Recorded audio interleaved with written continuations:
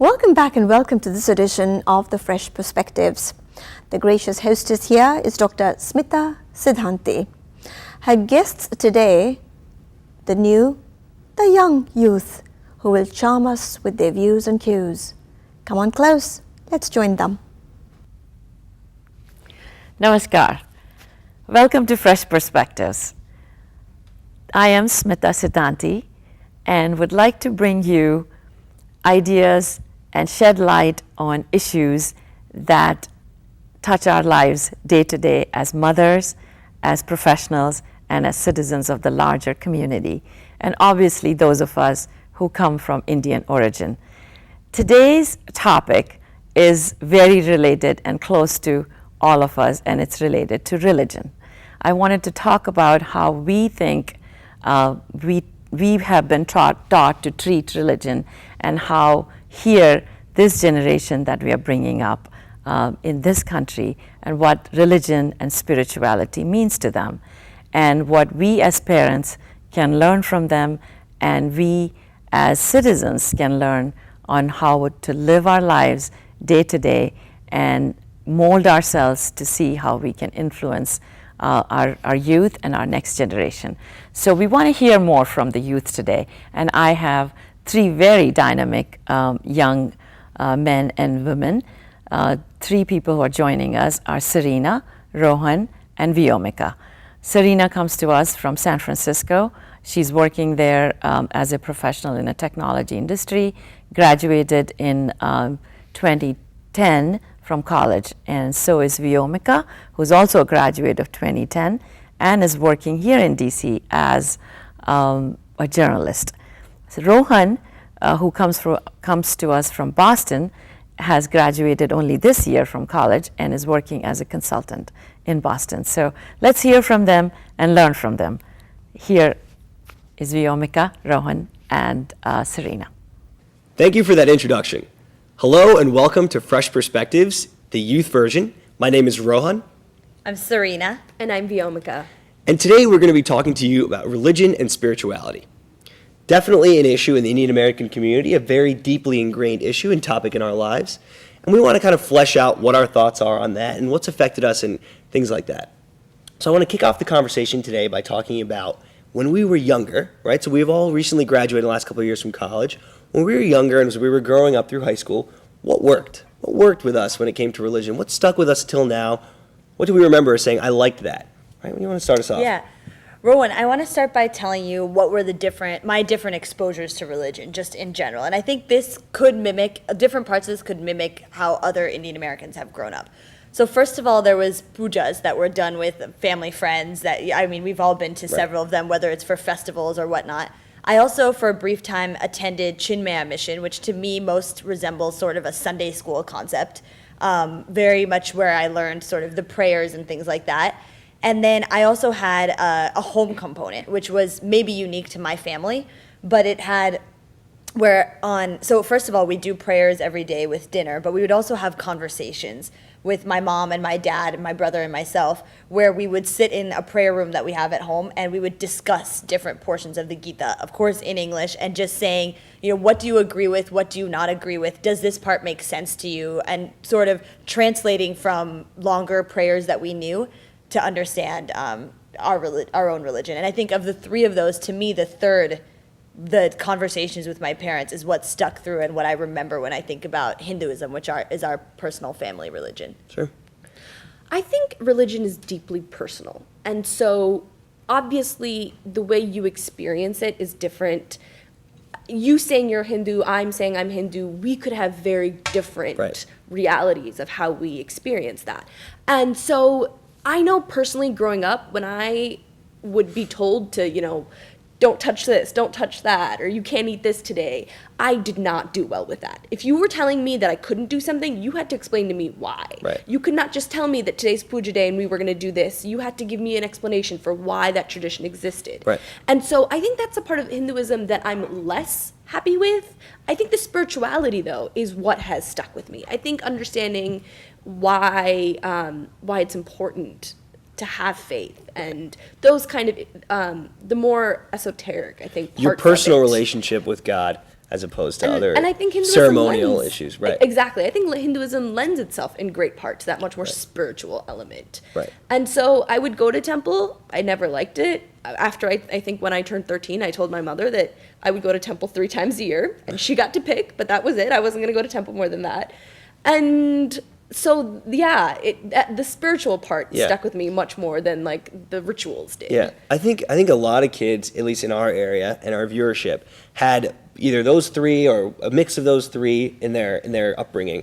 I would say for myself, one aspect of the puja concept, which I think is universal, even across the country, I've seen in pujas where you have the puja, and then for 5 minutes, the kids come up and do a little arti. Sure. You know, all of it's written in Hindi or Sanskrit, and even like pretty tough Hindi, even if you read Hindi.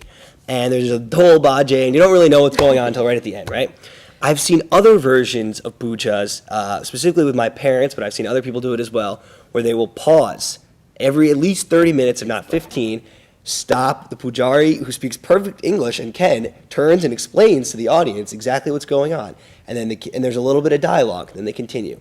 Or there's an English translation of what's going on, or it's written in Hinglish, so at least you can sing it and you can participate out loud. Right. This type of participation I found to be the best because I was able to actually engage as opposed to sit there. And then nowadays, when I come back home, I go to pujas, I even see just like kids, they got their phones, they're texting. Yeah, they're the back Of Game Boy course. the whole time. There's a line of kids, and they're totally. Well, if you don't eyes glazed understand what's over. going on, if you don't understand what's going on, Right. you're going to disengage immediately. So it's up to the parents to a large extent to make sure that Absolutely. if they want to pass on the religion, that it's made in such a way that it can be understood and absorbed by their children. And I think that's what all 3 of us have in common is we're saying we have a personal connection to it because we actually did our own study. Right. I think for all 3 of us, understanding the meaning behind it was so much more valuable than just going to temple.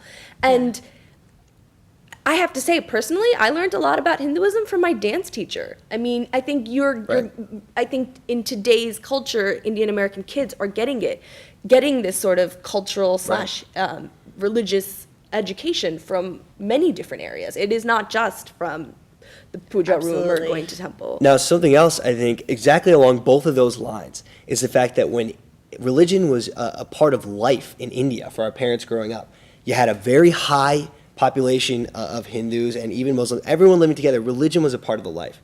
Now, when you come to America and you transplant your culture into a new society, obviously we're 1% of the population, if not less, and even out of Indians, only 50% are Hindu.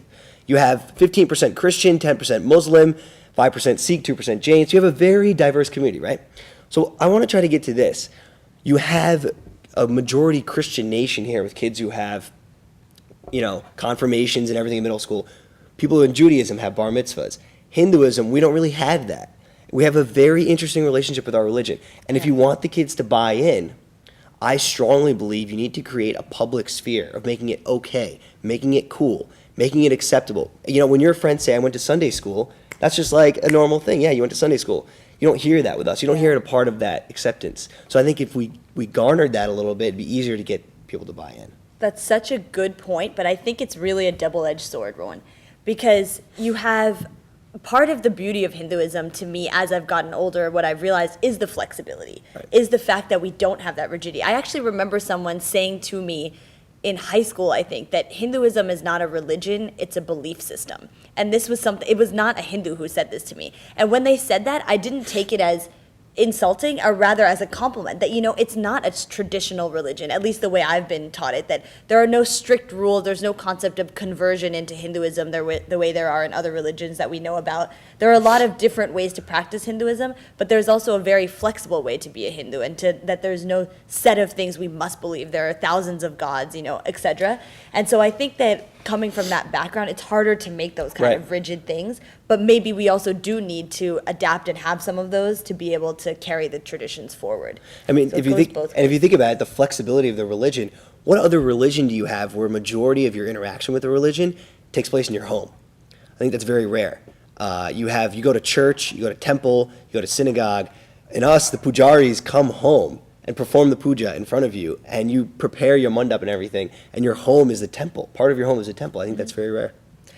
I mean, I have studied Hinduism. I got a degree in religion while I was in college, and I think there is a very large ritual portion of it. And I think what you're seeing and how we're talking about it is that our parents did as much as they could to maintain that, but obviously it wasn't entirely possible. We didn't live in a culture in which it was commonplace.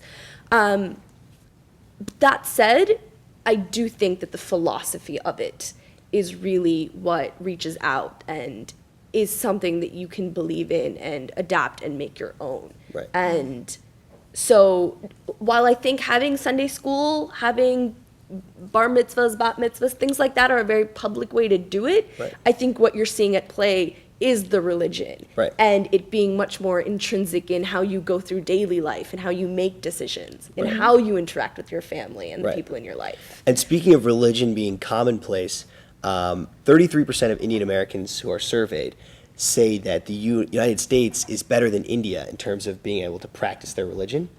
And that's as opposed to 52% of Asian Americans who say that the U.S. is better than their home country in terms of, so there is that feeling that it is a little bit more constrained here in terms of being able to practice your religion. Let me ask you about the question. What are you going to do with your kids? Do you want them to be practicing Hindus? Are you going to be a practicing Hindu and set an example? Mm-hmm.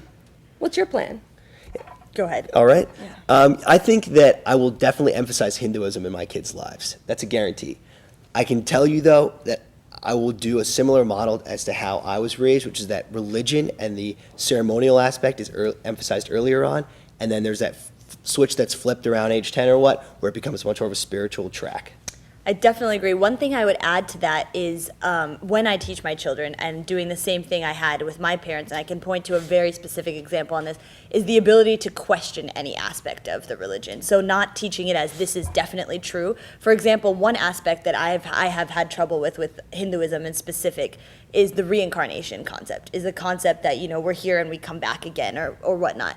And I remember a very specific conversation happening where my dad and I were talking about this, and he said, well, isn't that what happens in science? Isn't that what happens with plants? Like, they go into the ground and then a tree grows back up or whatnot. So why should humans be any different? And then I argued my side, and we had this whole back and forth, and I want to encourage that again with my children because I think that helps foster the whole religion thing. And it makes it personal. It makes it their own experience. Mm-hmm. Right. Well, thank you both again, Sarina and Vyomika. My name is Rohan. Thank you to our viewers for watching and taking a trip with us into the world of just explaining religion and trying to understand it from the young adult perspective. Thank you for watching Fresh Perspectives. We'll see you again. Thank you, Sarina, Rohan, and Vyomika. I appreciate your time for coming and talking to us. And for you all, I hope you learned a little more about your children, about the youth, and how they think about this whole very, very sensitive topic of religion and very important topic of spirituality. How we take our children day to day to various pujas or occasions or temples, and what we do and do not do with them is something that we are learning as parents, we are learning as mothers, and we would like them to tell us very frankly, and so we can learn with them, as we did not have our aunts and uncles to tell us about how to move forward. We are learning with that generation, and I hope you did the same as I did. And let's keep this as a continuing dialogue. I do hope to hear from you, your comments, your ideas, and your suggestions about this show on our email, freshperspectives@gmail.com. I do hope to see you next time on a different topic, and hope you have a great day. Thank you.